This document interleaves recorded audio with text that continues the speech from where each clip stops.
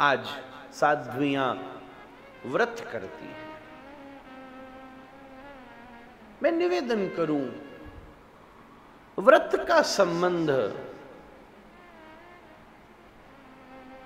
एक उसको ये इस प्रकार की पैकिंग की गई है कि उससे पति दीर्घायु होता है, और मुझे उसमें शास्त्राज्ञा में कोई संदेह भी नहीं, या वृद्धों की, अब शास्त्र में तो खोजना पड़ेगा कि ऐसा स्पष्ट कहां लिखा है, पर धर्मानुगो गच्छति जीव एक महान जनो ये न गतस्स पंथा का अगर हम सिद्धांत का आश्रय लें तो बड़े बूढ़ों ने ये बात कही है। और मान जनो ये न गतस्स पंथा से बड़ी बूढ़ों की अगर बात मानी भी जाए तो इसमें कोई हानि नहीं है महाराज। परंतु उसको इतना गंभीर लेने की भी जरूरत नहीं है कि बिल्कुल ही हम उसको वुमेनहुड का इशू बना डालें महाराज, कि एक ही क्यों रखे और दूसरा क्यों न रखे।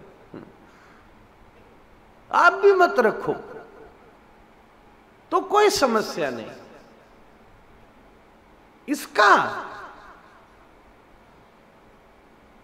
आध्यात्मिक लाभ तो है ही है, पर साथ ही साथ में प्राकृतिक, मानसिक, भौतिक, और मैं निवेदन करूंगा वैज्ञानिक, शारीरिक, चिकित्सिक बहुत सारे लाभ हैं।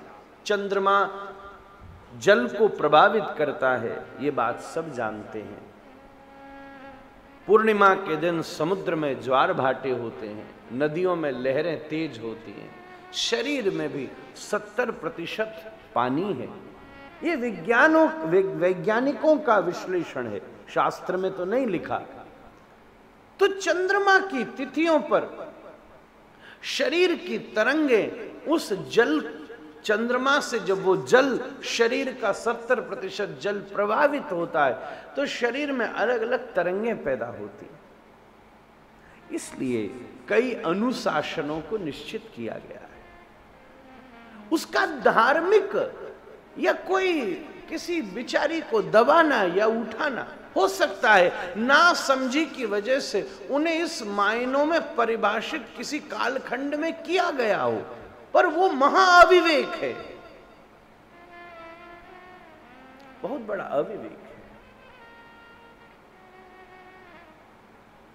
वास्तव में तो इस प्रकार की हर क्रिया के पीछे ये जो एक साल का समय आता है, या बहुत सारे व्रत एक साथ होते हैं।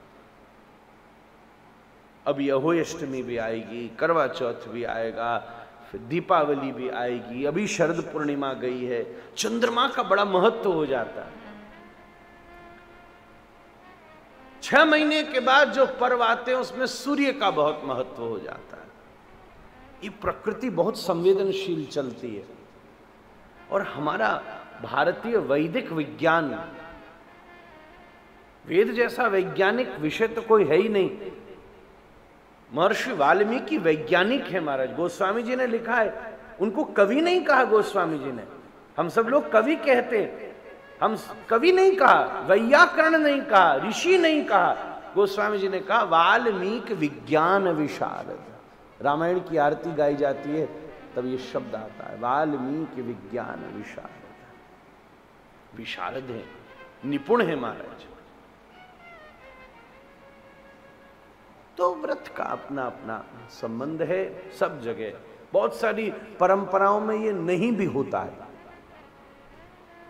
जैसे अभी हमारी ध्रुव जी से बात हो रही थी, उनका जो परिवेश है वहां नहीं होता है। वहां दूसरा कौन सा होता है, कौन सी तिथि में,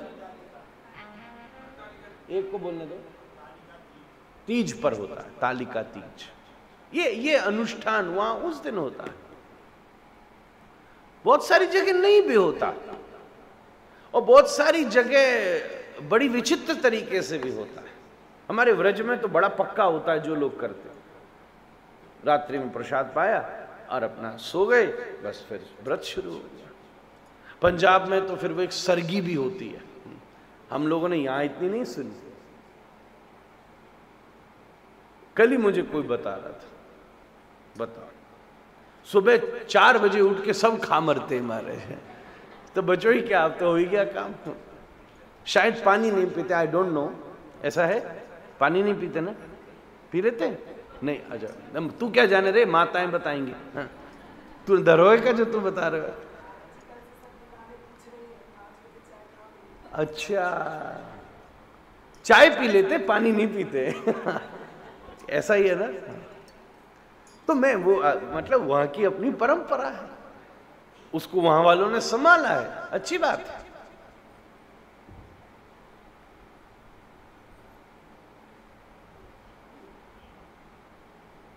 तो वहां सुबह सुबह कल ही एक जना जो मुझसे कह के गया, मैंने कहा भाई शाम को होना पूजन, तो तू आज क्यों जा रहा है?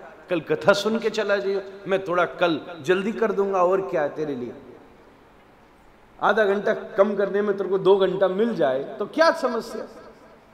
ना ना ना महाराज, वो सुबह सुबह उसके साथ बैठ के सरगी खानी होगी, उसमें क्या खाएगा? बोले महाराज आलू के पराठे बनाने हैं। हो गया था। और फिर तो मैंने तो एक चीज और भी सुनी है, क्योंकि वहां हमारे पूर्वज सब प्रचार को जाते रहे हैं, कि शाम को वादी पढ़ने अड़ने के बाद में चंद्रमा का नहीं पर कथा वगैरह पढ़ के करुआ का पूजन करके चाय वाय भी पी लेते है। ऐसा कहना जी, जय हो। ऐसा व्रत तो रोज सबको मिले महाराज, ब्रजवासियों को बता दो तो वो तो ये और कहिए काय बात को व्रत है महाराज। सुबह सुबह 3-4 बजे माल खा रहे, उसमें भजन करे तो समझ में भी आएगा। 4 बजे तो वैसे भी कोई शरीर का ही सिंक नहीं बैठता भोजन करने का, कौन खाता? और राधा रमण भी ना खावे सुबह 4 बजे, दिन भर पावे जो महाराज। फिर भी वहां की अपनी पद्धति, तो सब जगह। तो पर एक और बात है, कोई भी बात दिमाग कठिन बनाता है, दिल आसान बनाता है, ये एक और बात है। ये बड़ी बड़ी इनकी विचित्र जोड़ी है। जैसे पति पत्नी की जोड़ी होती है, ऐसे ही मन बुद्धि की जोड़ी है। मन के लिए निर्णय लेना कठिन है, तब बुद्धि उसकी सहयोगिनी होती है। पर जब कोई निर्णय ले लिया जाता है, तब बुद्धि के द्वारा उसका आचरण कठिन होता है, मन के द्वारा उसका आचरण सहज होता है। और व्रत को कोई बुद्धि से रखे तो रोएगा, पर प्रेम हो मन से रखे तो सहज रख लेगा।